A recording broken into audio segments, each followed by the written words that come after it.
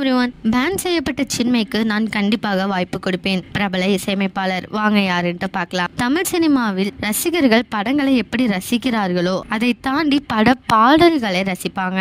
இதனாலேயே பாடலை ஒரு பிட்டை மட்டும் மாஸ் நடனத்துடன் அமைத்து அதையே ப்ரொமோஷன்களுக்காக பயன்படுத்தி பாடல்களில் வெளியிடுவாங்க. அப்படி சமீபத்தில் தக் லைஃப் இசை வெளியீட்டு விழாவில் சின்மை பாடல் பாட அது செம ஹிட்டும் ஆச்சு. சின்மை பாடியதை கேட்டதும் ரசிகர்கள் இவரையே பேன் செய்து வச்சிருக்கீங்க அப்படின்னு ரசிகர்கள் கோபத்துடன் கேள்வி எழுப்பியிருக்காங்க.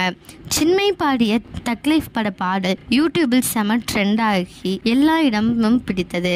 தற்பொழுது இசையமைப்பாளரும் நடிகருமான பிரபலம் சின்மையை கண்டிப்பாக பாட வைப்பேன் என அப்படின்னு கூறியிருக்காங்க. அவர் வேற யாரும் இல்லை, விஜய் ஆண்டனி தான். ஒரு பேட்டியில் அவர், நான் விரைவில் படங்களை இசையமைக்க உள்ளேன், அதில் கண்டிப்பாக சின்மையை பாட வைப்பேன் அப்படின்னு கூறியிருக்காங்க. ஏற்கனவே விஜய் ஆண்டனி இசையில் சின்மையை பாடியிருக்காங்க.